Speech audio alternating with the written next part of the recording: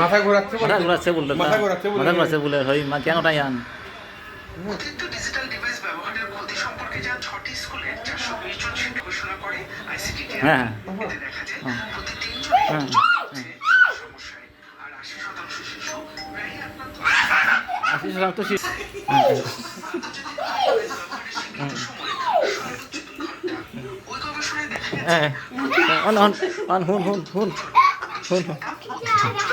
কিংবা আচরণগত সমস্যায় ভুগছে। ডিজিটাল স্ক্রিন ব্যবহারে চোখ হারাচ্ছে ঢাকার শিশুরা। দৈনিক 4.5 ঘন্টা ডিভাইস আসক্তির ফলে প্রতি 3 জনের মধ্যে 2 জন শিশু ভুগছে চোখের সমস্যায়। এমন তথ্য উঠে এসেছে আইসিডিডিআর-এর এক গবেষণায়। দেখা যায় 80% শিশু নিয়মিত ভুগছে মাথা ব্যথায়। মাথা ব্যথায় ভুগছে হই মা কেন তাই আন হই মা মাথা ব্যথায় ভুগছে বলিয়ে কেন তাই না ছোটা হই মা